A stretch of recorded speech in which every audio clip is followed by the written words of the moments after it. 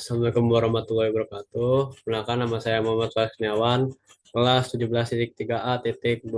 Saya jurusan Teknologi Informasi, kampus LIPI. Saya di sini akan membahas tentang konsep bahasa,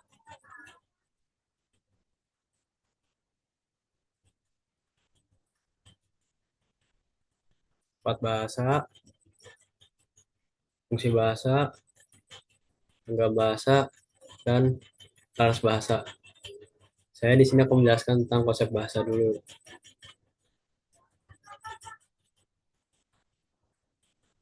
Nah, konsep bahasa adalah alat komunikasi yang digunakan manusia untuk menyampaikan pikiran, perasaan, ide, baik secara lisan, tulisan maupun isyarat. Jadi kita sehari-hari itu kita gunakan sebagai alat komunikasi untuk berbicara kepada satu sama yang lain, tanda lisan, cara bahasa isyarat, intinya kita menggunakan berbahasa. Bahasa juga merupakan sistem lambang bunyi yang disepakati bersama oleh suatu kelompok masyarakat. Jadi setiap daerah mempunyai bahasa masing-masing. Nah, sifat bahasa. Bahasa memiliki beberapa sifat utama, yaitu arbitrer, mana suka, hubungannya antara kata dan maknanya tidak wajib. Contoh, air bisa berbeda dari bahasa lain seperti water. Jadi meskipun bahasanya berbeda, tetap satu intinya artinya. Dinamis, yaitu selalu berkembang sesuai zaman. Jadi bahasa itu semakin zaman tuh berubah-ubah menjadi lebih rinci dan singkat. Produktif, dapat menghasilkan banyak kalimat baru, yaitu kata-kata baru semakin perkembangan zaman di era kedepannya. Konvensional, berdasarkan kesepakatan masyarakat. Mungkin untuk zaman dahulu kali ya, penggunaan kata tersebut digunakan untuk apa.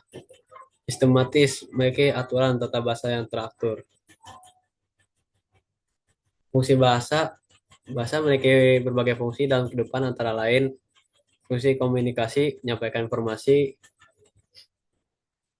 fungsi ekspresi diri, mengungkapkan perasaan, fungsi sosial, berinteraksi dengan orang lain, dan fungsi kontrol sosial, mempengaruhi atau mengatur orang lain. Contoh peraturan perintah.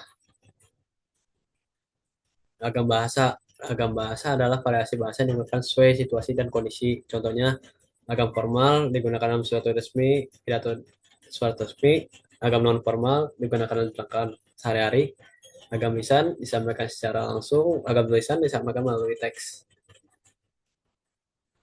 Laras bahasa. Laras bahasa adalah gaya atau penggunaan bahasanya sesuai bidang tertentu. Contohnya laras ilmiah digunakan dalam karya ilmiah, skripsi jurnal, buat penelitian juga termasuk. Laras jurnalistik digunakan dalam berita. Laras sastra digunakan dalam puisi, cerpen, novel. Ini tentang kayak seperti buku, contoh-contohnya. Laras hukum digunakan untuk dokumen hukum. Mungkin itu saja bisa disampaikan tentang materi bahasa. Misalnya nilai saya kurang, mohon maaf. Wassalamualaikum warahmatullahi wabarakatuh.